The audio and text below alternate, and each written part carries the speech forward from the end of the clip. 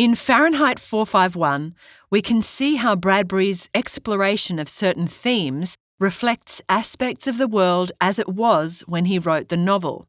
This includes censorship, literature and writing, knowledge and ignorance, media and technology, and the individual and conformity. So, let's get cracking. You know how teachers often advise you to write about what you know? Well, that's exactly what Bradbury did. So, why did he write a novel about book burning? Isn't that a reference to Hitler's Germany, not 1950s America? True, but similar things were happening in America at the time. Censorship had a chokehold on the arts, which accounts for Bradbury's focus on this theme in the novel. Bradbury was writing at a time of fear and hysteria about communism in America. Communism is an ideology that was considered a major threat to America's capitalist society.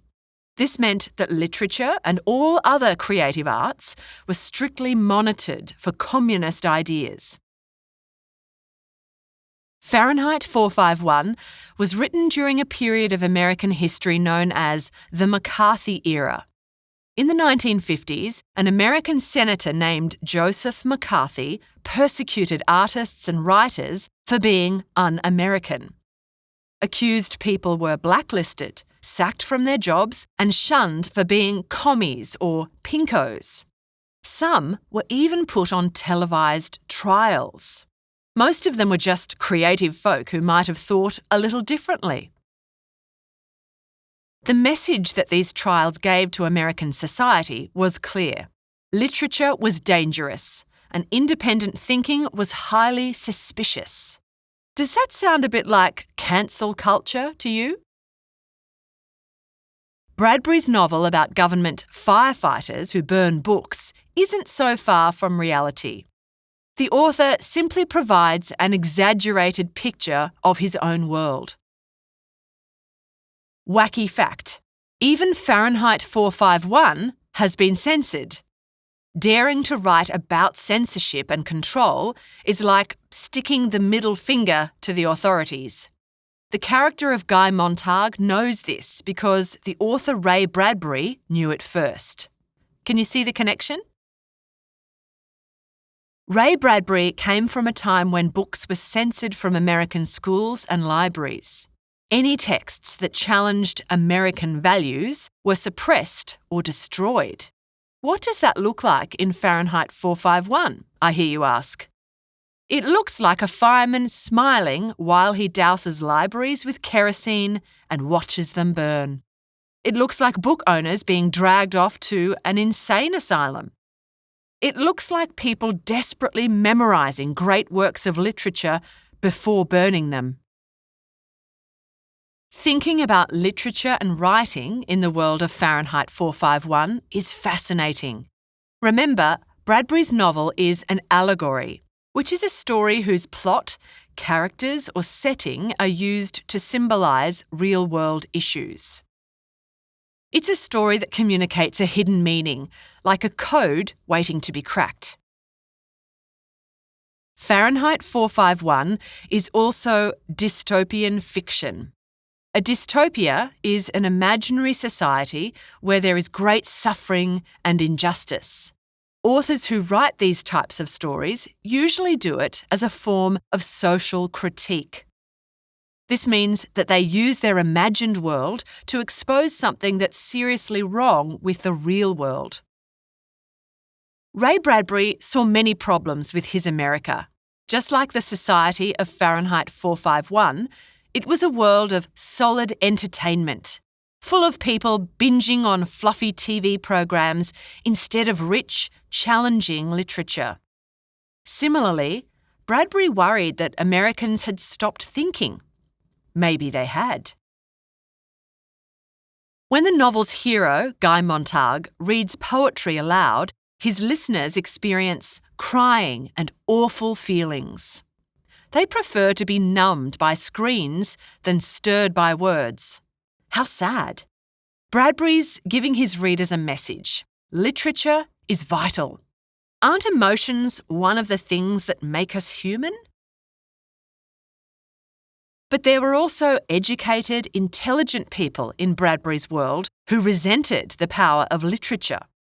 These people are represented in the novel by the character of Captain Beatty, Guy's boss at the fire station. Beatty has read many of the books that he has burnt, but still believes that fire is bright and fire is clean.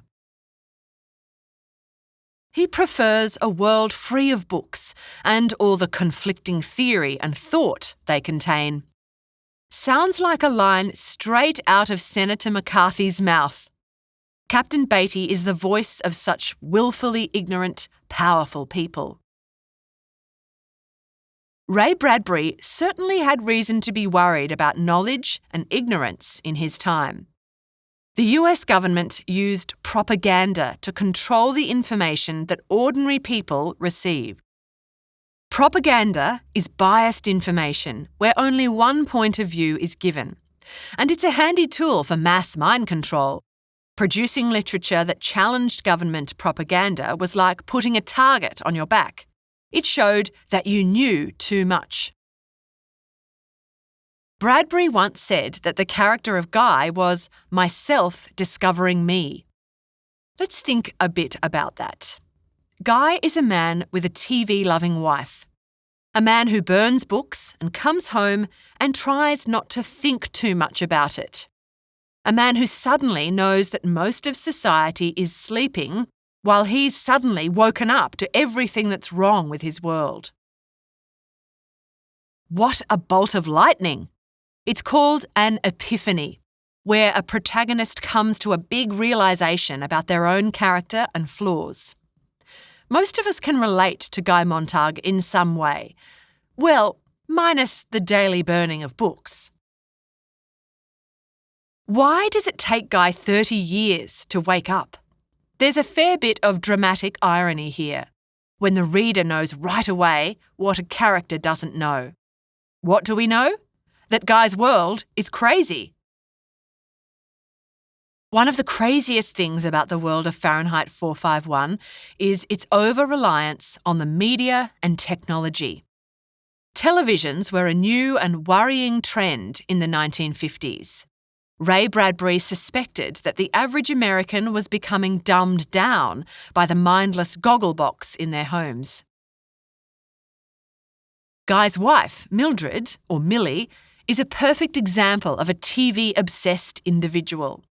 She bugs her husband to spend a third of his yearly salary on a fourth wall so she can be surrounded by TV screens in her living room. She goes to bed with her seashell headphones so she can keep listening to the mindless drone of voices. How many pairs of wireless headphones do you own? Are Bradbury's worst nightmares coming true? Mildred is so muddled she can't even remember where she met Guy. Clearly, TV is way more important to her. Bradbury shows us a world where everyone is addicted to media that says nothing, nothing, nothing, and said it loud, loud, loud. The repetition reminds us of just how empty and idiotic TV programs can be, something Bradbury wants his readers to realise. But having your intellect dulled by the media is just the start. One of the more terrifying aspects of the novel is the mechanical hound. It hunts down rebels who might be hiding or reading books. It represents an extreme form of the increasing surveillance that Bradbury saw in his America. The hound is a walking motif, a repeated image that reminds the reader of the frightening possibilities of technology to track our movements. Have you checked your location settings recently? But technology itself isn't evil. It's when organisations and governments use it as a tool to enforce conformity that it becomes sinister. Bradbury's interest in issues relating to the individual and conformity came from the real danger of being a free-thinking individual in 1950s America. Americans in Bradbury's time were told to be on the lookout for anyone who might be different to you. This sounds a lot like the moment that Guy imagines brainwashed citizens searching for him, like grey animals peering from electric caves. It's a vivid simile which shows one image as being like another. Comparing images in this way illustrates how these people have lost their humanity. They have become like trained animals, trapped in technological cages. McCarthyism showed Americans a world where having opposing opinions made you an outcast. In the novel, these outcasts are represented by the character of Clarice McClellan. She is shunned and destroyed, like the many intellectuals who were persecuted in the McCarthy era. Like them, Clarice is a martyr who never stopped thinking. It's a tragedy. Let's stop for a moment and think about what we've learnt here. Think about the connection between Bradbury's context and our world. Are we a world of readers or a screen-addicted society? Do we struggle to accept different points of view? Do we ridicule and cancel people who think differently? Does technology help us or hurt us? Ray Bradbury was asking these questions in 1953. Can you hear them echoing down the ages?